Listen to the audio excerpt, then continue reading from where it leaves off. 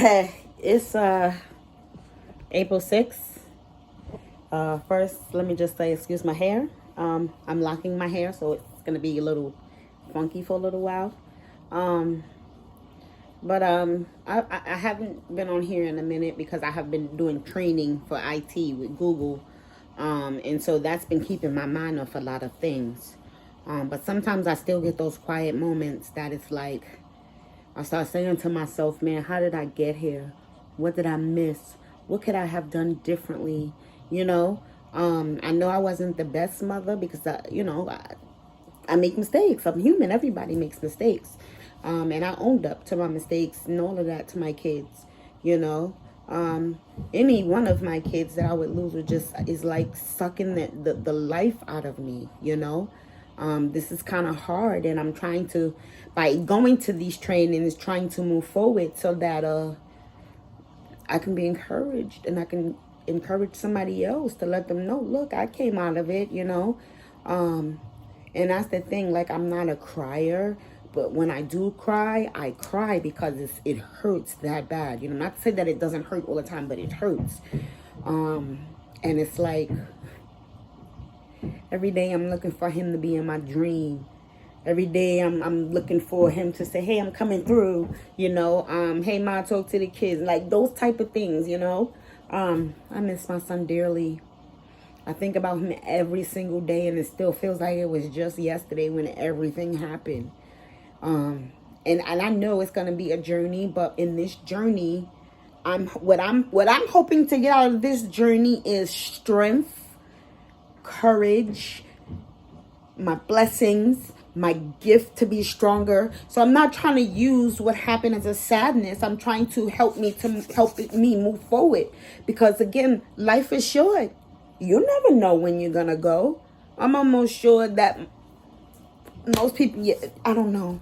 Like, I don't think that he really knew that this was something he was gonna do, or it was just a quick fast, or maybe he did think about it. I don't know. And that's the thing that I'm confused about, because it's like, I talked to you. We talked about these things. We talked about paying attention to your thoughts and your surroundings.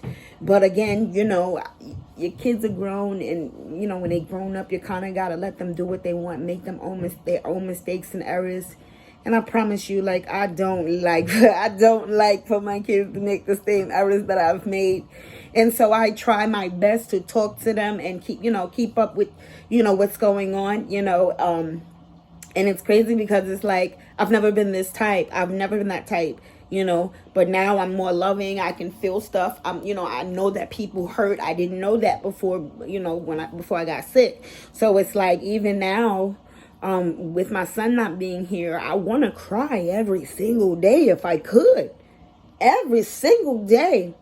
But I know I can't, and I barely go out. I stay in. If I go out, I'm just like, no, let me hurry up, get out, get in, back where I'm from, because I don't want to deal with people. I just don't want to deal with anybody, because it's like, I really don't have any conversation for people, It's like, once, what happened was, my son doing that, it just completely changed the whole process of how death works, So you can always say, oh, the grandparents, then the mothers, and then the other children. No, it can happen any way, any direction.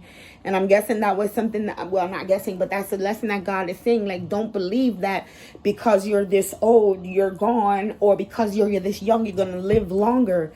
God has a plan for everything. And that's the thing. God has a plan for everything and every person. So if you have not achieved what he set out for you to achieve, you're still going to wake up every morning. And it's like, I'll wake up every morning, thank God, and go, man, listen, I just don't want to do another day without my son. I don't want to do another day without my son. But I got to remember, I still have two more children. They're one older and one is younger than my middle one, and then, my grandkids. So there's so many things for me to be happy of and happy for. But sometimes I just feel, what I want to say. What is that word? I feel like I shouldn't be sad. I shouldn't be happy. I feel like, I should be going through pain because I raised him and he did this. This is the type of things that run through my head. Like, wow, I thought I was doing a great job. I thought I fixed everything, you know. And it's like, man, you don't, to be honest, as kids, and I don't think a lot of parents know this, when your kids are young and they see you going through things, and they don't really have to see it, they could just feel it in your spirit because they're so still close to the spiritual world.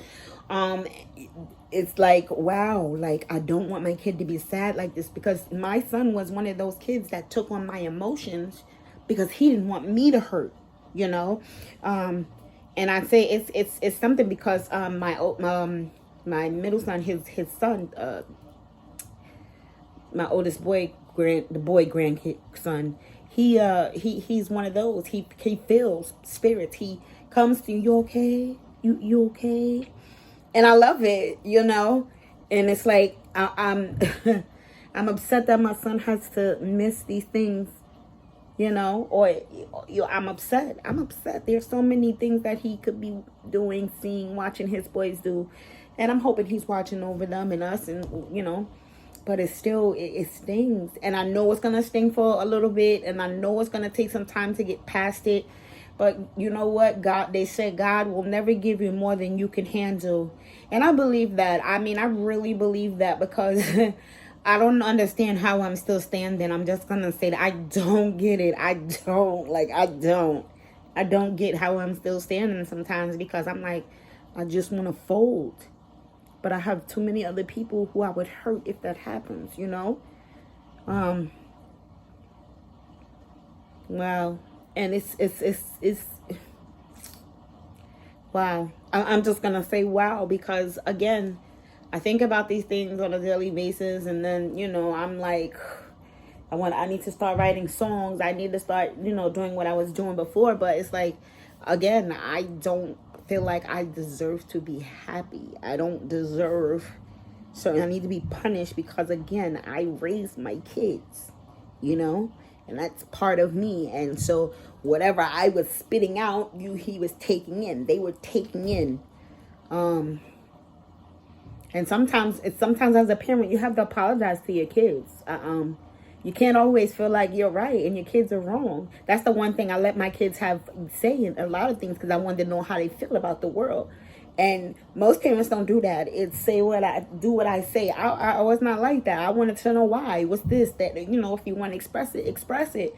And I don't know. I guess I was looked at as, that's, why would you do that? That you're the parent. And I'm telling you, I had great relationships with my kid. I still do with all my kids, you know. And it's like, I mean, again, I had my moments. I had, you know, things that they had to go through that nobody else knew what was happening, because what happens in the house stays in the house, right? And that's crazy. But again, I just have been keeping myself busy. I stop for a minute and have my little thoughts, and I kind of talk to my son and see how he's, you know, feeling, and I'm going back and forth, you know, talking to him. And it's like, I don't want anybody to think I'm going crazy or anything, because I'm not.